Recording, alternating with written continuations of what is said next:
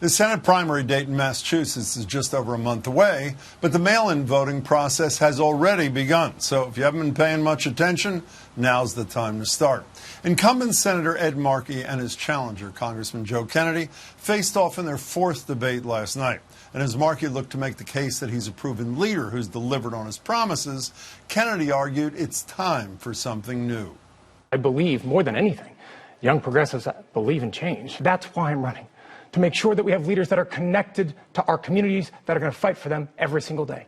When I see injustice, I fight to fix it. I just don't talk about change. I lead to change. That's been my career.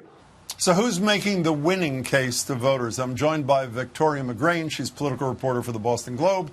Yawu Miller is a senior editor at the Bay State Banner. I'm glad you're both here. Thanks for joining me. Hey, Yawu, did I sort of capture the two themes, the essence of this campaign? Joe Kennedy, I'll bring change. Ed Markey, I deliver. That's the essence of it, isn't it?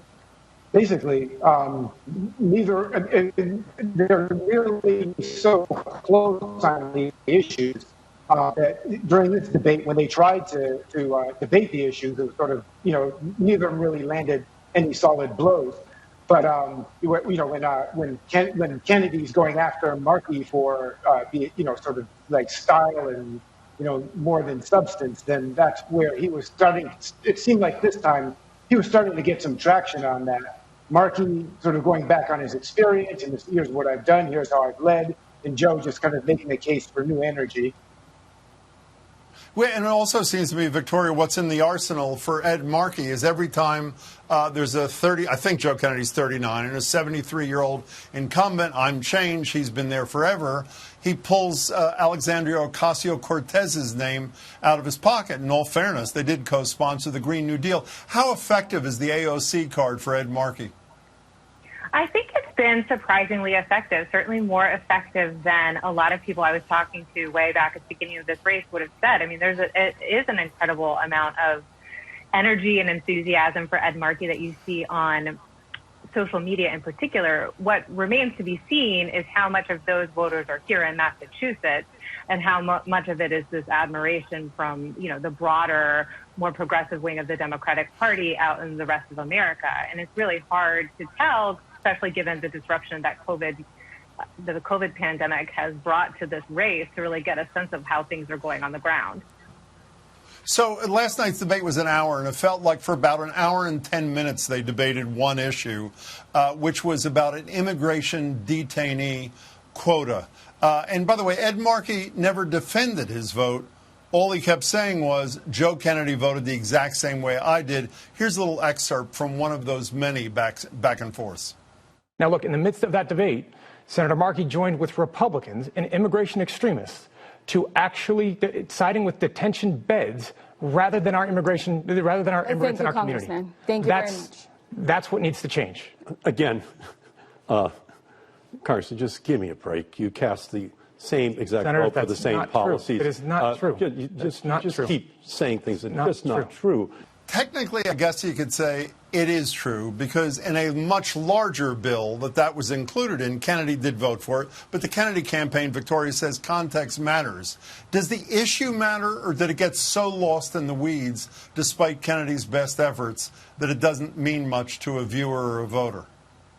I would think, again, this just goes to show how little sort of policy and ideological difference there are between these two candidates, that this is what, has occupied the debate. This is the oppo that the Kennedy campaign came up with, that, a rather obscure, pretty long ago vote. And while the issues are very important to certain communities, I think that the general voter might just feel lost, and at the end of the day is going to, pick the candidate that they kind of like more. It's not going to be decided on these very in the weeds policy disagreements and votes. You buy that, Yawu?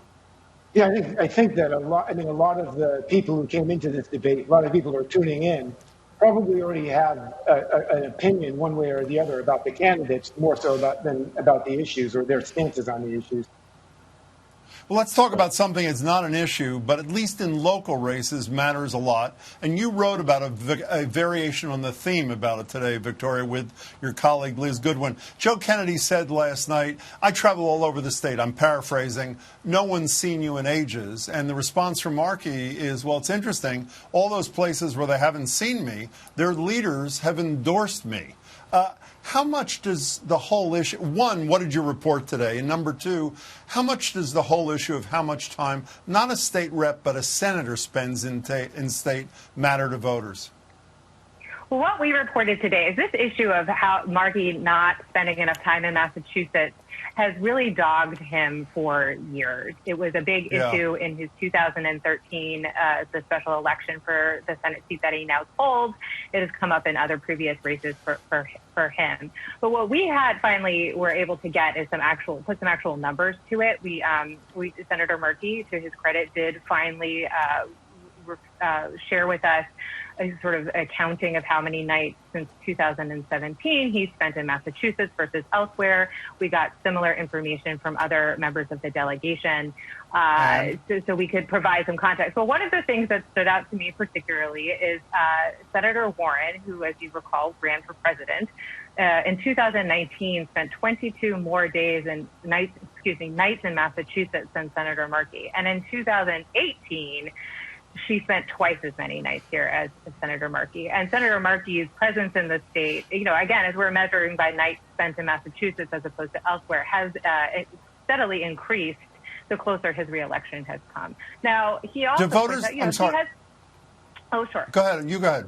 Well, just, something this is just kind of, to my mind, the first time that he has really, engaged this. I mean, Senator Markey is married to a very accomplished Dr. Susan Blumenthal, who has a career that's based in Washington. So certainly, every member's personal circumstances are different. But Markey has, up until now, really tried to avoid the issue, tried to not, kind of not share a lot of information about it. So, Yawu, does this matter to the voters? I think anybody who tuned in and saw Markey trying to describe, basically trying to dodge it, like, I'm going to release the information. When? What exactly are you going to information? The information will be released. It didn't present him in his best light. So I think anybody who tuned in, and it's going to matter. I mean, I think he can easily say, like, the case he made to the Globe, which is that, I'm spending time with my wife and also being in the district that, I'm in Washington, advocating for the district, or advocating for the state, rather. I mean, I think he can make that case, and it could, it's still compelling. Okay, we only have a minute or so left here. Was anybody surprised when two lifelong Democrats were asked if they're going to vote for the Republican governor of Massachusetts, albeit a very popular Republican governor from Massachusetts, and neither of them was willing to say no, that they both would consider it and it's too early? Anybody want to raise their hand saying they were surprised? No, right?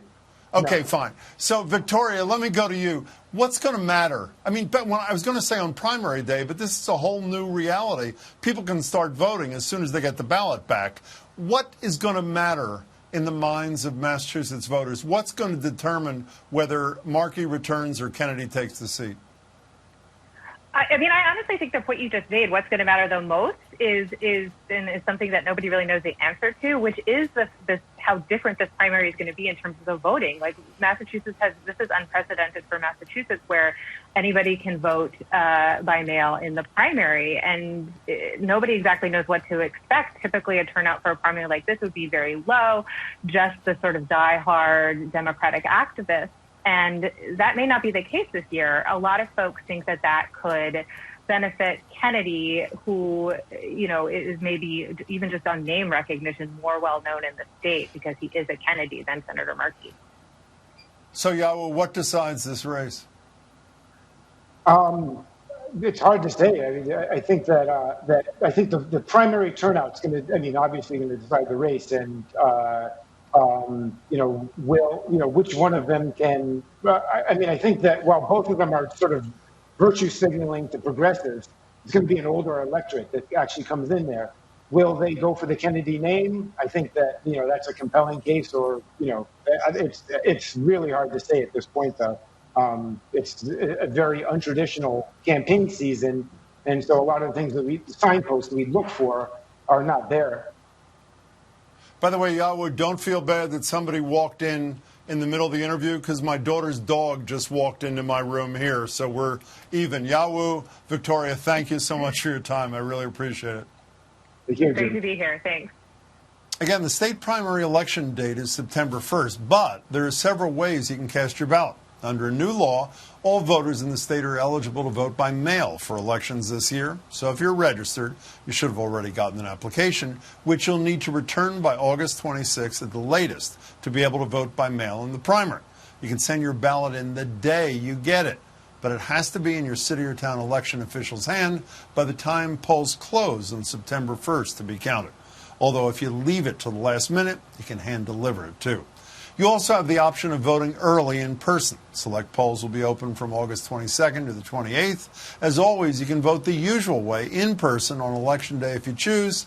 And for more information on all of this, as well as all the many dates and deadlines for the general election, you can visit massearlyvote.com.